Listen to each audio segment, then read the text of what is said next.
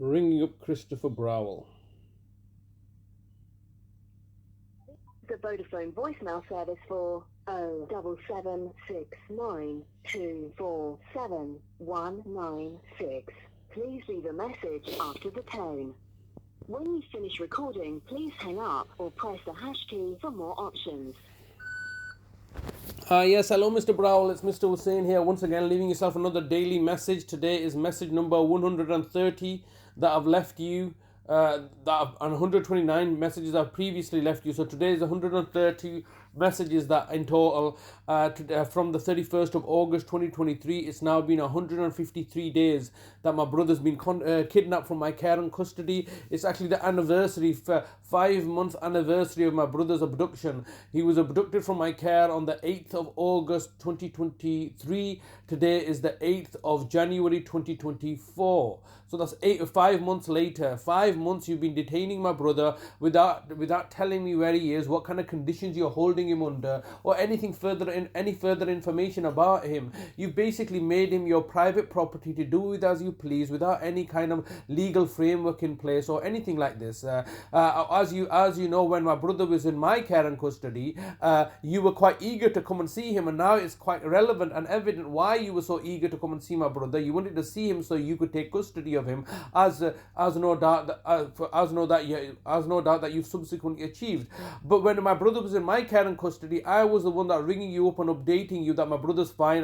If you recall, I was telling you what kind of conditions he's in. I was being open and transparent with yourself. I was simply saying that my brother did not want to see you because obviously he understands, like I understand, that you've murdered our mother, that you're committing acts of villainy against us. You've taken his carer away. You've done all these acts of villainousness against him. So why, as a vulnerable person, why would he want to see you people? He knows you add no benefit to his life, and he knew the fact that you had previously incarcerated him unlawfully in 2018. So of course he did not want to see you. He would ideally want nothing further to do with you people, because he's entrusted me to act on his behalf. Obviously I need to contact you people because I know the fact that you have a legal responsibility of care, plus you've left him in a financially degenerative condition or degenerative state. I mean, he had no access to finances. I obviously had to contact you, but now that you have committed an act of unlawful tyranny and abducted my brother into your care and custody, look how you're treating me. You're simply ignoring my calls. Now ordinarily it's not the case that I could call the police and say I want to do a welfare check on my brother to make sure that he's okay. So there's no legal avenue for me to go down, especially since you've closed that legal avenue by telling the police to come and arrest me and put me on a criminal investigation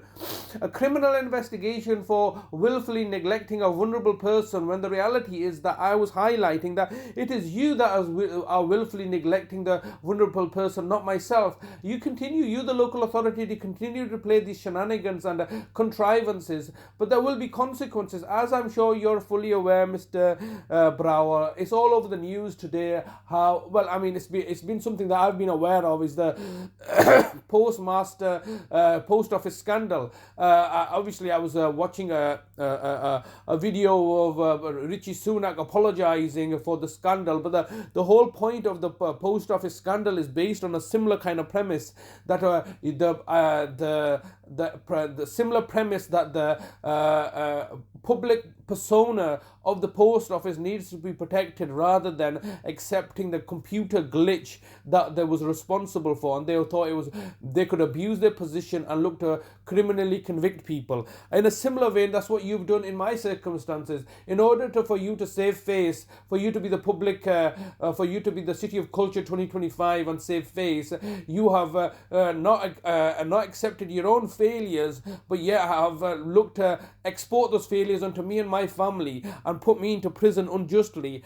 And now we're living through the consequences of the clear conflicts of interest that now arise of you taking care of and control of my brother in my absence. This is clearly a conflict of interest where you have now taken ownership of him. It's now 5 months later. What have you achieved in that 5 months? Have you managed to achieve getting a capacity assessment carried out through the Housing Association? I don't believe so. No. 5 months later, you're wasting my time and resources. You're causing my brother unnecessary harm, alarm and distress. It's completely ridiculous, Mr. Browell. I urge you and the council to speak to me rather than elevating to another public scandal. Please contact me ASAP. Thank you very much.